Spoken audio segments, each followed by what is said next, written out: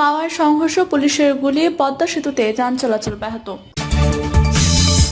এদিকে ছাত্রলীগ নয়, বিএনপি জামায়াতের উস্কানিতে সহিংসতা করেছে ছাত্রদল, ছাত্র শিবির, বললেন ওবায়দুল কাদের।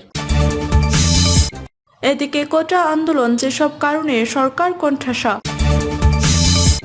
জানাবো বিএনপি ফাঁসাতেই রাতে অভিযান, কার্যালয়ের নেতাকর্মীদের উপস্থিতিতে কেন ডিবি অভিযান চালালো না, প্রশ্ন রিজভির। এবং সর্বশেষ জানাবো সব হলের নিয়ন্ত্রণ শিক্ষার্থীদের হাতে, সাদ্দাম ইনানের রুম ভাঙচুর দাবিতে দেখা নেই ছাত্রলীগের। শুনছিলেন সংবাদ শিরোনাম, এবারে বিস্তারিত। মাওয়ায় সংঘর্ষ, পুলিশের গুলি, পদ্মা সেতুতে যান চলাচল ব্যাহত। কোটা সংস্কারের দাবিতে ও শিক্ষার্থীদের উপর ছাত্রলীগের হামলার প্রতিবাদে মুন্সিগঞ্জের লৌহজঙ্গে পদ্মা সেতুর উত্তর থানার সামনে বিক্ষোভ মিছিল করেছেন শিক্ষার্থীরা। এ সময় পদ্মা সেতুর মাওয়া প্রান্ত থেকে যান চলাচল ব্যাহত হয়ে যায়।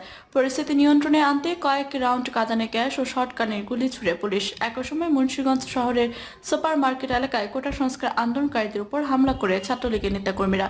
এতে অন্তত 5 শিক্ষার্থী আহত হন। পুলিশ জানায়, সকাল 10:30 থেকে পদ্মা সেতুর উত্তর থানার সামনে 2 শতাধিক শিক্ষার্থী মিছিল নিয়ে জড়ো হন।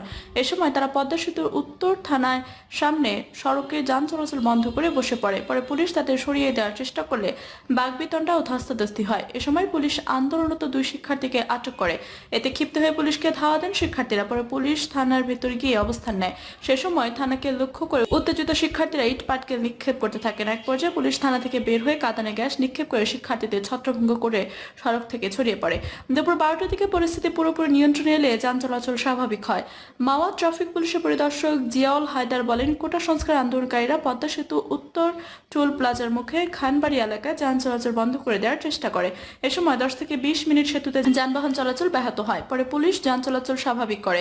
মুন্সিগঞ্জ পুলিশ সুপার আসলাম খান বলেন, পদ্মা সেতু উত্তর থানার সামনে কোটা সংস্কারের দাবিতে আন্দোলনকারীরা বিশৃঙ্খলা করলে পুলিশ পরিস্থিতি নিয়ন্ত্রণে আনতে কয়েক রাউন্ড টিয়ারশেল ও শটগানের গুলি ছুড়ে। ঘটনাস্থল থেকে আন্দোলনকারী এক শিক্ষার্থীকে আটক করা হয়েছে। মহাসড়কে কোথাও যাতে বিশৃঙ্খলা না ঘটে সে বিষয়ে সতর্ক পুলিশ। ছাত্রলীগ নয়, বিএনপি জামায়াতের উস্কানিতে সহিংসতা করেছে ছাত্রদল, ছাত্র শিবির, বললেন ওবায়দুল কাদের। আওয়ামী লীগের সাধারণ সম্পাদক এবং সড়ক পরিবহন ও সেতু মন্ত্রী ওবায়দুল কাদের বলেছেন, কোটা আন্দোলন ঘিরে বিএনপি জামায়াত লাশের রাজনীতি করতে চায়। গতকাল মঙ্গলবার তাদের ষড়যন্ত্র ও উস্কানির মাধ্যমে ছাত্রদল, ছাত্র শিবির সহিংসতা করে সারা দেশে, বিশেষ করে ঢাকায় পরিস্থিতি ঘোলা করে। এর মধ্যে কয়েকটি তাজা প্রাণ ঝরে গেল। ওবায়দুল কাদের বলেন, ঢাকা কলেজ ছাত্রলীগের কর্মী সবুজ ও চট্টগ্রামে সন্দীপনকে হত্যা করা হয়েছে। শিবিরের সশস্ত্র ক্যাডাররা 6তলা ছাদ থেকে ছাত্রলীগের নেতাকর্মীদের ধাক্কা দিয়ে ফেলে দিয়েছে। এর মধ্যে একজনের প্রাণহানি সহ বেশিরভাগই গুরুতর আহত হয়েছেন। সবার প্রতি সমবেদনা জ্ঞাপন করছে। কোটা নিয়ে আন্দোলন এখন সাধারণ শিক্ষার্থীদের আন্দোলনে নেই। উল্লেখ করে ওবায়দুল কাদের বলেন, বিএনপি জামায়াত ছাত্রদল, ছাত্র শিবির একে সরকার পতনের আন্দোলনে রূপ দিতে চাইছে। সেতুমন্ত্রী বলেন, যে কোনো দাবির প্রতি শেখ হাসিনা সরকার সহনশীল। তরুণ প্রজন্ম সংঘর্ষে লিপ্ত হবে, এটা কাম্য নয়। কিন্তু মুক্তিযুদ্ধের প্রতি আঘাত করলে, রাষ্ট্রীয় সম্পদ ধ্বংস করলে, জনগণের ভোগান্তি সৃষ্টি করলে সরকারকে সেখানে কঠোর হতে হয়। ঢাকা বিশ্ববিদ্যালয় উপাচার্য সহ বিশ্ববিদ্যালয়গুলোর উপাচার্যদের জিম্মি করা হয়েছে এবং ছাত্রলীগের উপর বিনা উস্কানিতে হামলা চালানো হয়েছে বলেও উল্লেখ করেন ওবায়দুল কাদের। তিনি বলেন, আমরা গণমাধ্যমের স্বাধীনতার উপর বিশ্বাসী। এই বর্বর আক্রমণে গণমাধ্যমের অনেক কর্মী আহত হয়েছেন, কিন্তু মিডিয়ার হেডিং দেখলে মনে হয় সব আক্রমণকারী ছাত্রলীগ। আক্রমণকারীদের ছাত্র শিবির বলে উল্লেখ করে ওবায়দুল কাদের বলেন, বেশি আক্রান্ত হয়েছে ছাত্রলীগ। হলে হলে ছাত্রলীগের মেয়েদের বের করে দেওয়া হয়েছে। ছাত্রলীগের নেতাকর্মীদের বই, পুস্তক, জামা কাপড় পুড়িয়ে দেওয়া হয়েছে। এখন এই অবস্থায় ঢাকা বিশ্ববিদ্যালয়। ওবায়দুল কাদের বলেন, ঢাকা বিশ্ববিদ্যালয়ের সহকারী প্রক্টরকে শহীদ মিনার এলাকায় পেটানো হয়েছে। এটা বর্বর আচরণ। তিনি আরো বলেন, ছাত্রলীগের কেউ অপরাধ করলে শেখ হাসিনা ছাড় দেননি। অপরাধ করলে দলের লোককেও শাস্তি দেওয়ার সৎ সাহস শেখ হাসিনার আছে। কোটা আন্দোলন, যেসব কারণে সরকার কোণঠাসা। কোটা আন্দোলনে সরকার রীতিমতো কোণঠাসা হয়ে পড়েছে। টানা চতুর্থবারের মতো ক্ষমতা গ্রহণ করা আওয়ামী লীগ সরকার মোটামুটি অপ্রতিরোধ্য ছিল। বিরোধী দলের রাজনৈতিক আন্দোলন ছিল না, শক্তিহীন হয়ে পড়েছিল সরকারের সমালোচকরা। আন্তর্জাতিক মহলও 7ই জানুয়ারি নির্বাচনকে মন্দের ভালো হিসেবে মেনে নিয়েছিল, কিন্তু এরই মধ্যে হঠাৎ করে কোটা আন্দোলন সরকারকে রীতিমতো চাপে ফেলেছে। শুধু চাপই নয়, সরকার এখন বেকায়দা অবস্থায় রয়েছে। আর এই কারণ হিসেবে রাজনৈতিক বিশ্লেষকরা একাধিক ব্যাখ্যা দিয়েছেন। রাজনৈতিক বিশ্লেষকরা বলছেন যে, কোটা আন্দোলন নিয়ে আওয়ামী লীগের অস্বস্তিকর অবস্থার পিছনে কতগুলো সুনির্দিষ্ট কারণ রয়েছে। এই কারণগুলোর মধ্যে রয়েছে প্রথমত আওয়ামী লীগের অতিরিক্ত আত্মবিশ্বাস। প্রথম দিকে আওয়ামী লীগ কোটা আন্দোলনকে গুরুত্ব দেয়নি। আওয়ামী লীগের মধ্যে এই অতিরিক্ত আত্মবিশ্বাস এবং কোটা আন্দোলনকারীরা কিছুই করতে পারবে না এরকম একটি বদ্ধমূল ধারণা বা ড্যাম কেয়ার মনোভাব কোটা আন্দোলনকে বেগবান করতে সহায়তা করেছে। দ্বিতীয়ত শিক্ষকদের আন্দোলনকে বাড়তে দেওয়া। শুরুতে শিক্ষকদের পেনশন স্কিম নিয়ে আন্দোলনকে থামানো উচিত ছিল বলে মনে করেন রাজনৈতিক বিশ্লেষকরা, কারণ যারা পেনশন স্কিম নিয়ে আন্দোলন করেছিলেন তারা সবাই আওয়ামীপন্থী শিক্ষক হিসেবে পরিচিত। তাদের কারণে ক্লাস বন্ধ হয়ে যায় এবং বিশ্ববিদ্যালয়ের সকল পরীক্ষা স্থগিত হয়। বিশ্লেষকরা মনে করছে যদি ক্লাস এবং পরীক্ষা স্থগিত না হতো এবং শিক্ষা প্রতিষ্ঠানগুলো চলতো তাহলে পরে কোটা আন্দোলনের সঙ্গে শিক্ষার্থীরা এভাবে গণহারে যুক্ত হতেন না। তৃতীয়, ছাত্রলীগের বাড়াবাড়ি। কোটা আন্দোলন বেগবান হওয়ার পেছনে ছাত্রলীগের বাড়াবাড়ি একটা বড় কারণ হিসেবে অনেক চিহ্নিত করেছে। যতক্ষণ পর্যন্ত ছাত্রলীগ দৃশ্যপটের আড়ালে ছিল ততক্ষণ পর্যন্ত এই আন্দোলনটি শুধুমাত্র শিক্ষার্থীদের নিজস্ব আন্দোলন হিসেবে বিবেচিত হচ্ছিল।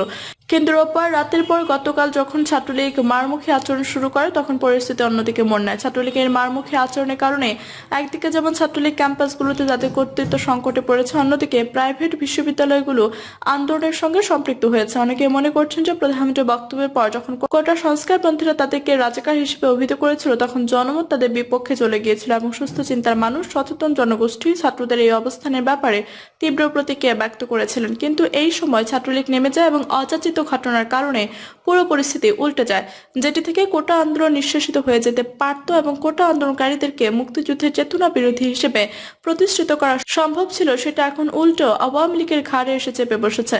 চতুর্থ, আওয়ামী লীগের সাংগঠনিক দুর্বলতা। অভ্যন্তরীণ কুন্দলে জর্জরিত এবং কমিটি বাণিজ্য হাইব্রিডদের অনুপ্রবেশের কারণে আওয়ামী লীগ সাংগঠনিকভাবে যে ম্লান এবং ম্রিয়মান হয়ে পড়েছে কোটা আন্দোলন তার সুস্পষ্ট প্রমাণ। আজ ঢাকা শহর এবং সারা দেশে যা হয়েছে সেখানে আওয়ামী লীগ নীরব দর্শকের মতো। আওয়ামী লীগের অনেক নেতা মাঠে নামতেও ভয় পেয়েছে। আওয়ামী লীগের রাজনীতিতে শেখ হাসিনা ছাড়া কেউ নেই। কোটা আন্দোলনের মধ্য দিয়ে প্রমাণিত হয়েছে সাংগঠনিক এই দুর্বলতা কোটা আন্দোলনকে বেগবান করতে সাহায্য করছে বলে অনেকে মনে করে। পঞ্চম, পুলিশের নিষ্ক্রিয়। সাম্প্রতিক সময়ে পুলিশের ব্যাপক দুর্নীতির খবর গণমাধ্যমে প্রকাশিত হয়েছে। অনেক পুলিশের বিরুদ্ধে শাস্তিমূলক ব্যবস্থা গ্রহণ করা হয়েছে, অনেকের সম্পত্তির হিসাব জব্দ করা হয়েছে। এর ফলে পুলিশের মধ্যে একটি নেতিবাচক অবস্থা তৈরি হয়েছে। কোটা আন্দোলনে দেখা গেছে পুলিশ দায়িত্ব নিতে চাচ্ছে না, দায় সারা ভাবে কাজ করছে এবং এটি কোটা আন্দোলনকে বেগবান করার ক্ষেত্রে একটি ভূমিকা রেখেছে। ষষ্ঠ, আন্তর্জাতিক ষড়যন্ত্র।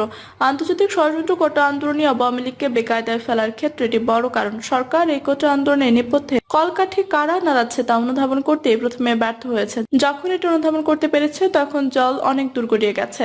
সপ্তম, বিরোধী রাজনৈতিক দলগুলোর ইন্ধন। সরকার বিরোধী আন্দোলনে ব্যর্থ রাজনৈতিক দলগুলো কোটা আন্দোলনের মাধ্যমে সরকারকে কাবু করার মিশনে নেমেছে। সেই মিশনের অংশ হিসেবে কোটা আদালতকে তারা নানাভাবে মদত দিচ্ছে। বিএনপিকে ফাঁসাতে রাতে অভিযান। কার্যালয় নেতাকর্মীদের উপস্থিতিতে কেন ডিবি অভিযান চালালো না, প্রশ্ন রিজভির। মধ্যরাতে বিএনপি কার্যালয়ে ঢাকা মহানগর গোয়েন্দা বিভাগের অভিযান নিয়ে প্রশ্ন তুলেছেন দলের সিনিয়র যুগ্ম মহাসচিব রুহুল কবির রিজভী আহমেদ। তিনি বলেন, যখন সব নেতাকর্মী সব সাংবাদিক উপস্থিত ছিলেন তখন কেন আসেননি, মাঝরাতে কেন আসলেন? শূন্য কার্যালয়ে যে কোনো চক্রান্ত আটা যায়, এর আগেও তারা এমন করেছে। ভার্চুয়াল সংবাদ সম্মেলনে দলের দফতর বিভাগের এই দায়িত্বশীল নেতা বলেন, এই নাটক নোংরা, অশ্লীল নাটক মঞ্চস্থ করা হয়েছে আইন শৃঙ্খলা রক্ষাকারী বাহিনীর মাধ্যমে। এই ঘটনা তীব্র নিন্দা জানায়। তিনি আরো বলেন, মাস্টার প্ল্যানের অংশ হিসেবে মাঝরাতে দলের কেন্দ্রীয় কার্যালয়ে ডিবি পুলিশ প্রধানের নেতৃত্বে অভিযান চালানো হচ্ছে। এই অভিযানের আগে নয়াপল্টনে বিএনপির কেন্দ্রীয় কার্যালয়ের সামনে ককটেল বিস্ফোরণ ঘটানো হয়েছে, গুলি করা হয়েছে। একটি বাহানা তৈরি করে এরপর দেশের সবচেয়ে জনপ্রিয় রাজনৈতিক দলের প্রধান কার্যালয়ে অভিযান চালানো হয়েছে। সেখান থেকে বিস্ফোরক, লাঠিসোঁটা সহ নানা কিছু জনগণের সামনে তুলে ধরতে চায়। তিনি বলেন, ডিবি পুলিশে এটা করা মানে চলমান কোটা সংস্কার আন্দোলনের সঙ্গে যুক্ত কমনমতে শিক্ষার্থীদের মাঝে একটা বার্তা দেয়া যে তারা যেন ভয় পেয়ে যায়। আমি এর তীব্র নিন্দা ও ঘৃণা জানাচ্ছি। মাঝরাতে কেন এই অভিযান, প্রশ্ন রেখে রুহুল কবির রিজভী বলেন, বিএনপি কেন্দ্রীয় কার্যালয় যখন শূন্য, নেতাকর্মীরা যখন ঘুমাচ্ছিল, তাহলে মাঝরাতে কেন এই অভিযান? কারণ শূন্য কার্যালয়ে যে কোনো চক্রান্ত আটা যায়। এর আগেও ভিডিওতে দেখা গিয়েছিল যে পুলিশ বিস্ফোরক নিয়ে বিএনপি প্রধান কার্যালয়ে প্রবেশ করেছিল।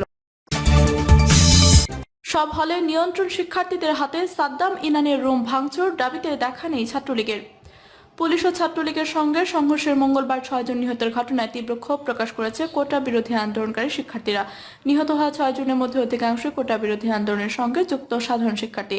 গত দুদিনের ঘটনায় ক্ষুব্ধ ঢাকা বিশ্ববিদ্যালয়ের শিক্ষার্থীরা গতকাল রাত থেকে আজ সকাল পর্যন্ত বিশ্ববিদ্যালয়ের সব হলের নিয়ন্ত্রণ নিয়েছে এবং ছাত্রলীগের শীর্ষ নেতাদের কক্ষে হামলা ও ভাঙচুর চালিয়েছে। বেরিয়ে গেছে প্রতিটি হলের ছাত্রলীগের নেতাকর্মীরা। কেন্দ্রীয় ছাত্রলীগের সভাপতি সাদ্দাম হোসেন, সাধারণ সম্পাদক শেখ ওয়ালি আসিফ ইনান, বিশ্ববিদ্যালয়ের শাখা ছাত্রলীগের সভাপতি মাজহারুল কবির শয়ন, সাধারণ সম্পাদক তানভীর হাসান সৈকত সহ সংগঠনের অনেক নেতার হলের কক্ষ ভাঙচুর করা হয়েছে। ছাত্রলীগের নেতাকর্মীদের বের করে দিয়ে অধিকাংশ হলের নিয়ন্ত্রণ নিয়েছে আন্দোলনকারীরা। বিশ্ববিদ্যালয়ের সংঘর্ষের পরই বিজ্ঞান অনুষদের শিক্ষার্থীদের 3টি আবাসিক হল, অমর একুশে হল, শহীদুল্লাহ হল ও ফজলুল হক হলের নিয়ন্ত্রণে সাধারণ শিক্ষার্থীরা। এদিন থেকেই এই 3 হলে ছাত্রলীগের আর কোনো শীর্ষ নেতা প্রবেশ করতে পারেননি। গতকাল মঙ্গলবার রাত 11টার পর রোকেয়া হলে ছাত্রলীগ নেতৃত্বে অবরুদ্ধ করে মারধর ও পরে হল ছাড়া করা হয়। গভীর রাত পর্যন্ত ছাত্রীদের বিক্ষোভের মুখে প্রাধ্যক্ষ বিজ্ঞপ্তিতে স্বাক্ষর করেন। রোকেয়া হলের ঘটনার পর ছাত্রলীগের বিরুদ্ধে আন্দোলনকারী শিক্ষার্থীদের ক্ষোভ ছড়িয়ে পড়ে অন্যান্য হলেও।